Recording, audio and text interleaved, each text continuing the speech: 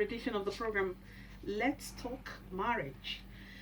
And today we're pleased to inform you that we'll have a wonderful couple who have survived for 20 years, and God will enable them to survive more years. 20 years and counting in marriage. I'm talking about Engineer CHIBUZO ONUMADU and Mrs. Ihoma ONUMADU. Engineer CHIBUZO, you're welcome. Yeah, thank you. We didn't hear you. Yeah, thank you. And Mrs. Ihoma ONUMADU. Thank you very much. All right. My name is Rachel ONAH. Now, how did the journey start? First of all, Engineer CHIBUZO, how did you know your wife? Yeah, thanks once again, Rachel. How do I start? I need to start from somewhere. Start from somewhere. That's great. This journey started actually far away back in 1998.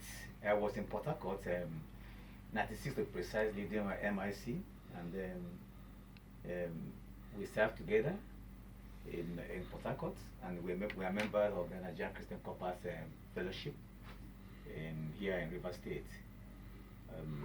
That's where we started from, and we happened to belong to a unit.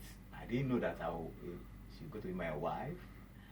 Time just passed. In 1998, that's when I proposed to her. I think she will take it from there. Okay, so Ihoma, you want to tell us how it happened? Okay, like my husband just said, we happened to serve in River State together, and then we were in Nigerian Christian Corpus Fellowship, NCCF. And then we happened to be in the same unit, like he said. So one day I went for a program at the family house. What do you refer to as family house? Okay, family house is a house for Christian Corpus Fellowship where they built their house. They live there, some live there, those that cannot get accommodation elsewhere. So they stay there and serve. So my husband was living there, me, I wasn't there. So I went for a program there, which eventually didn't hold. And after wasting my time, I was so annoyed, and I was just walking out. I saw a group of brothers sitting down. So one of them now said, I'm sure this sister that just walked past us without greeting must be an Igbo sister. And my husband said, how can you say like that? Let me go and find out. That was how he chased me to know why I just walked away without saying a word. And that was how our friendship started. Okay. So you met, that was 98? No, that was 97. We are still 7. Okay. Yes. So how did you know she's going to be your wife, and how did you pop up the question? Yeah. Richard, how do I? This is like you're taking me down the memory lane again. It's a sweet memory. Yes, a sweet memory. It happened that she was not the first one I intended to marry. Then it was when we are doing our last is this second state yes, the second state conference in 1997. Already I had a sister I've already proposed to, but no feedback. But prior to that, I started having I was having chronic unease. I was not comfortable any longer. I felt the other person you proposed yes, to. it was a mistake. But where I'm sharing this is it could happen out there, and then later it turned out to be that that person later gave me her word that it won't work out. Okay, then, she told you, she turned down the proposal. That's correct. So in 1998 then, in March 15th, 1998, I then proposed to her. Okay, now propose to your Ihoma now. Yeah. Okay. So I can see the smile on your face, Ihoma. So did you see it coming? Oh yeah, I mean, ladies, now you should know when somebody is interested in you. I actually saw it coming, but when I discovered he was getting closer to me, I started avoiding him. Why? Well, in my mind then, marriage was not my priority then. I just wanted to get a job, after 7 for 1 year. So I just needed to settle down. So marriage was not even my priority then. Yes. So when he started coming, I started avoiding him, and he noticed it also and started asking questions. Why are you not getting closer? What is the problem? I didn't give him any answer. So at what point did you now make up your mind to say, okay, let me consider this guy? Okay, I mean, during our Couples Day, I watched him. I discovered a lot of things, a lot of values, a lot of, what do I call it now? Virtues in him. I discovered that he's somebody that is very focused. He's like somebody that has a purpose and he knows where he's going. Somebody that is determined. If he wants to do anything, he will go all out to get it. So that was what I saw. I didn't even know much about him, his family background and all that. It was, in the course of the relationship, I got to know everything. But that was what attracted him to me. And he was this open person that can talk about anything and everything. Okay. Yes. So how did you turn back from your avoidance? You said you were avoiding him. So when did you start getting close again to give him the answer to the proposal? Okay, I think one of the last day when we went for our rural rugged evangelism, he approached me really, and I saw somebody that was like confused. He was like, I don't know, I've proposed. I didn't even know that he already had somebody I'd proposed to. I just took him as a friend, and like I said, marriage was not even on my mind then. So I mean, whether he proposed to somebody, it's not my business. So he just came to me and I was like, I think I'm making a mistake. I proposed to somebody. I said, oh, so if you propose to somebody, has the person given you answer? He said no. I said, go ahead, find out from her, because I mean, you can't do anything with me. You have to settle whatever you have with that lady. That was harsh. I Yes. mean, yeah. Okay, It was really harsh. you were trying to cry on her shoulders, and the reaction you got. Yeah, well, the reaction I got that very day, to be honest, I still left the environment, not getting myself, Depressed. yeah, depressed, because I will, this is a first experience in life, and I was expecting something. Okay, I have had let me think. But actually she was right. I need to close One book one before book opening another. before opening another. So, Ihoma, how did you give him the answer? At what point? Okay, then we now finished service, and then I mean, there was something that happened to me. If you're a child of God, you know that your steps are ordered. And before I came for my service, I told myself, I said, anywhere I'm going to serve is where I'm going to settle down. I just said it. I didn't even know what I was saying. So when I came to River State, they posted me to River State, and I came. So after service, I just went to see my parents, and I came back. They were living at Enugu then. I just visited and now came back. So when I came back to Port Harcourt, I now said, okay, let me even go and see this my friend, CHIBUZO. So I went to his office then, because they retained him where he served. And as I just entered, I could see the excitement on his face, And the very first thing he told me, he said, good news. So I said, what is that? That lady said no. Okay. Yes, that lady said no. I said, hey, so what's my business with that? Because then I had like about 3 of them. I think about 3 or 2 brothers then. They were also on my neck. They had proposed. I'm not giving them answer. He didn't outrightly propose to me, but I knew where he was going then. Then I think it was after some months he now came up to propose. Yeah, I think precisely it was March 15th, and then March 15th and July 4th of 1998, the same year. You're very good with dates. Of course, and men are did- not good with dates. Yes, How it come? was July 4th. I can even tell you the time. Yeah. All right, that's an exciting one. So after the proposal and all that, when did you finally settle down, and how has the journey been? Let me start from CHIBUZO. Yeah, actually from that July 4th, so we now courtship started, and then finally we got married February 21st, 2001. Why that gap? 2 years gap? Yes, 2 years What gap. was responsible for that gap? Oh yes, that 2 years gap. Well, I will Was it that you were not ready? yes, yes. I was Financially? financially I was not. I financially within myself, I felt that I felt so that I'm not ready. Okay. But something, a man, you just have unnecessary fear. Maybe what you have cannot even you can't start life. You cannot start life with that, But I'm seeing my colleagues, even what I'm earning, they're already starting with one room, getting married. But something is just, I just feel uncomfortable. So, because of pressure from the family too, because I'm the first among 9. Wow. So pressure is everywhere. So I felt, let me see how I can, as an Igbo man, let me see how I can push them through before I could settle down. So I think that period was a period, that the delay, that what caused that delay for the 2.5 years to be precise. I think so.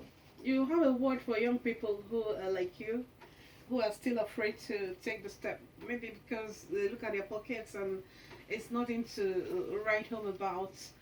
What do you have to tell them from your own experience as a man? Yes, yeah, for the younger ones, maybe over there that are employed. One thing here is you must have something doing. That's basic. It's not something you start without doing anything. What do I mean by that? It may not be a gainful employment, but each month. Do you classify as gainful and not? Yeah, people expecting to work in big companies where you earn big money, and maybe see yourself having 5 digits, 6 digits until I settle down. No, but if you are employed, at least each month you know that something is coming in that you can plan with. It's enough for you to start. At least it's enough for you to settle down. Because I noticed that there's a blessing that attached to when God gives you, that person. That suits you. That's a blessing attached to it, because at least you know that if only you, if it's maybe 20,000 a month you are earning, if you have another partner, you can still carry, both of you can still manage with that staple. So I encourage my over there that they should not wait until they earn, they save millions or start earning big money before they could settle down. I think that's not. I want to advise that. Okay, Mama, since he wasn't earning so much, how did you wriggle out of it? The poverty line. How was your initial state like? Share with us. Your wedding, when you started life, how was it for you? Did you have all the resources you needed? Okay, no. We were just starting life. We just finished our youth service, and then where he managed to be retained, where he served, and then they were paying him for that 5,000 or 6,000. And then me, I was doing one small job like that in one architectural firm. I think I was being paid 5,000 too. That was after some years, before we got married. So, but like I said before, I knew where he was going. I knew he wasn't a lazy man. I knew he was somebody that, if he puts whatever he puts his heart to do, he must get it. And then, like the Bible will always say, whoever finds a man, a wife, finds a good thing and obtains favor.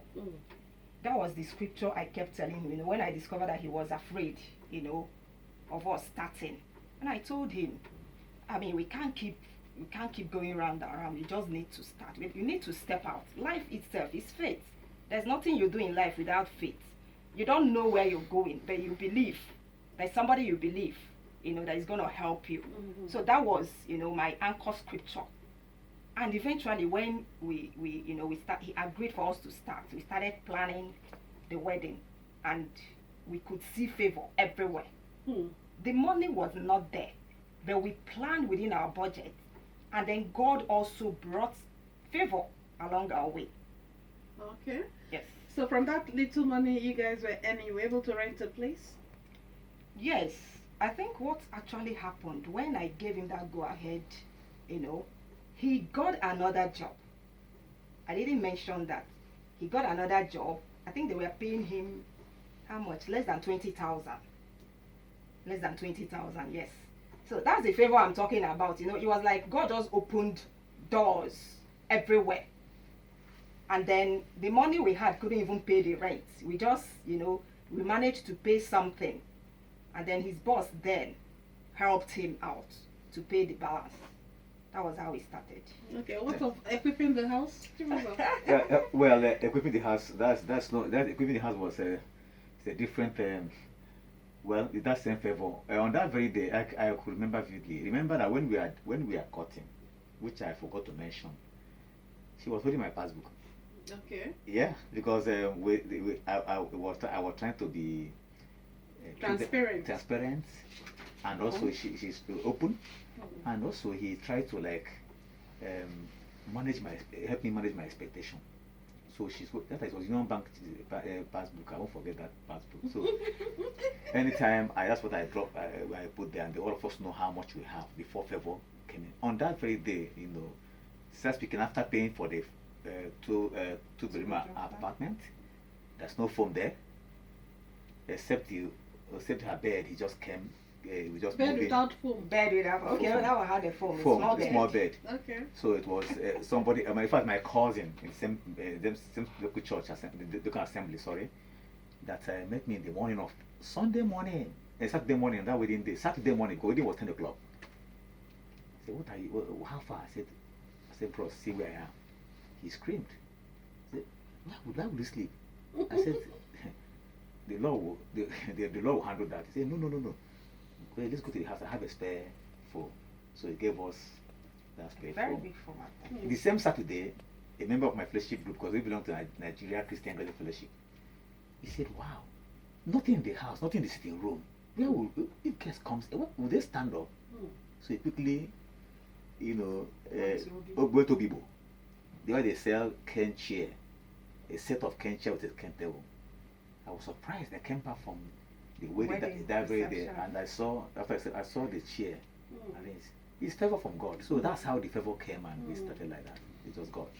All right, jumping into marriage. Mama, how, like I asked you before, how have you coped over the years managing family, job, and your husband and your children? Family now, then your job, and you're working, right? Yeah, I'm on my own. Okay. Okay, so in that case, it will be much easier for you. Yeah, but then I worked before.